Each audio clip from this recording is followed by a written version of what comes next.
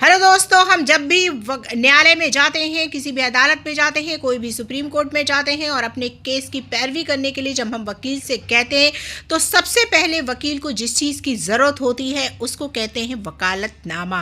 तो आज आप समझ गए होंगे कि मैं जिस चीज़ के बारे में बात करने वाली हूँ वो है वकालतनामा। वकालतनामा क्या होता है, उसका क्या यूज़ होता है, आज मैं उसी के बारे में आपको डिटेल से पूरी जानकारी देने वाली हूँ। तो अभी तक अगर आपने मेरे चैनल को सब्सक्राइब नहीं करा है तो प्लीज़ मेरे चैनल को सब्सक्राइब ज़रूर कर लीजिए ताकि आपको ये नई नई इन्फॉर्मेशन मिलती रहे।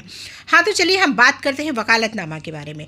वकालतनामा क्या होता है? देखिए, जब भी किसी व्यक्ति पर कोई केस आता है, कोई मुकदमा होता है, तो वो सबसे पहले जाता है अदालत में और अपने मुकदमे के लिए पैरवी करता है, यानी कि वो अपने बचाव में कुछ पक्ष रखता है। तो उसके लिए हम जिस व्यक्ति से कहते हैं कि वो हमारे केस की पैरवी करे वो होता है वकील।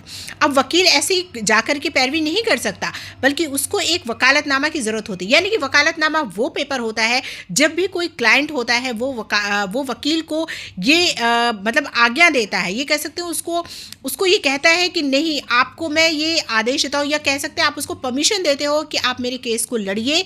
तो एक तरीके से वो क्लाइंट और एक वकील के बीच का एक वो पेज होता है जो दोनों को जोड़ता है। यानी कि आप उसमें क्या होता है, जो ये वकालतनामा जो होता है उसमें क्लाइंट के बारे में डिटेल होती है, यानी कि उसका नाम क्या है, उसका पता क्या है, किस चीज़ के बारे में केस है, और वकील के बारे में भी पूरा डिटेल होता है कि वो कौन है, क्या है और उसकी फ़ीस क्या है। वो सारा पेपर में मेंशन होता है। जब भी वो वकालतनामा वहाँ दाखिल किया जाता है कोर्ट में, उसके बाद ही कोई भी वकील आपके केस की, यानी कि क्लाइंट के केस की पैरवी कर सकता है न्यायालय में। यानी कि वो आपके लिए उस केस की पैरवी करता है, वहाँ पे वो लड़ता है आपके बचाव में। तो यानी कि आप उससे ये आदेश देते हो, उससे ये कहते हो, एक तरीके से आप उसको अथॉरिटी दे रहे हो अपनी कि नहीं भाई, आप मेरी तरफ से मेरा केस लड़िए, मेरी पैरवी करिए। तो अब आप डिटेल से समझ गए होंगे कि वकालतनामा क्या होता है। और फिर भी अगर आपको कोई कन्फ्यूज़न है तो मुझे कमेंट बॉक्स में पूछ सकते हैं।